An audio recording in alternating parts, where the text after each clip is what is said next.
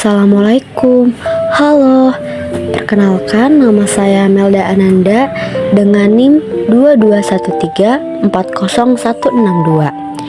Nah, di sini saya akan menjelaskan tentang terapi realitas. Kira-kira ada yang tahu nggak sih apa itu pengertian dari terapi realitas? Jadi, pengertian dari terapi realitas adalah sebuah pendekatan terapi yang dikembangkan oleh William Glasser pada tahun 1960-an. Terapi ini berfokus pada tanggung jawab pribadi dan pengambilan keputusan yang realistis untuk mencapai kehidupan yang lebih memuaskan. Selanjutnya yaitu prinsip dasar terapi realitas. Yang pertama itu ada kontrol pribadi. Terapi realitas mengajarkan bahwa individu memiliki kontrol atas pikiran, perasaan, dan perilaku mereka sendiri. Ini menekankan tanggung jawab pribadi dalam setiap tindakan yang diambil. Yang kedua yaitu kebutuhan dasar manusia. Terapi ini berasumsi bahwa semua manusia memiliki 5 kebutuhan dasar: cinta dan kepemilikan, kekuasaan, kebebasan, kesenangan, dan bertahan hidup. Kesejahteraan seseorang tergantung pada seberapa baik mereka dapat memenuhi kebutuhan-kebutuhan ini secara seimbang. Dan yang ketiga yaitu teori pilihan. Glasser mengajarkan bahwa hampir semua masalah psikologis adalah hasil dari ketidakmampuan untuk memenuhi kebutuhan ini.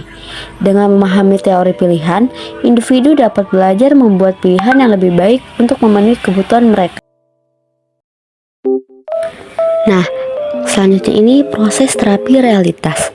Yang pertama, fokus pada masa kini. Terapi realitas tidak menghabiskan banyak waktu pada masa lalu, tetapi lebih fokus pada masalah saat ini dan solusi untuk masa depan. Ini bertujuan untuk membantu klien mengidentifikasi dan mengubah perilaku yang tidak efektif. Selanjutnya itu perencanaan dan tindakan. Terapi ini menggunakan perencanaan yang konkret dan tindakan nyata.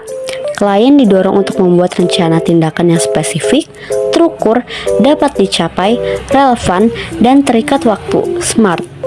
Dan yang terakhir itu hubungan terapeutik. Hubungan antara terapis dan klien sangat penting dalam terapi realitas. Terapis berusaha membangun hubungan yang suportif dan kolaboratif, yang memungkinkan klien merasa diterima dan dihargai. Nah, sekarang yaitu teknik utama dalam terapi realitas. Yang pertama, pertanyaan. Terapis sering menggunakan pertanyaan untuk membantu klien melihat situasi mereka dengan lebih jelas dan membuat pilihan yang lebih baik. Pertanyaan ini dirancang untuk mendorong refleksi diri dan tanggung jawab. Yang kedua yaitu kontrak. Klien sering diminta untuk membuat kontrak atau perjanjian yang mencakup tujuan spesifik dan langkah-langkah untuk mencapainya. Ini membantu klien tetap fokus dan termotivasi. Dan yang ketiga yaitu feedback dan evaluasi. Klien diajak untuk terus mengevaluasi kemajuan mereka dan memberikan umpan balik mengenai apa yang berhasil dan apa yang perlu diubah. Ini membantu dalam proses pembelajaran dan pengembangan diri.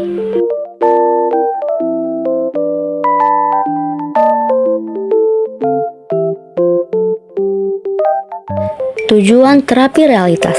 Yang pertama itu meningkatkan tanggung jawab pribadi, membantu klien untuk mengambil tanggung jawab atas tindakan mereka dan konsekuensinya. Yang kedua, mengembangkan hubungan yang lebih baik, meningkatkan kemampuan klien untuk membangun dan memelihara hubungan yang sehat dan memuaskan.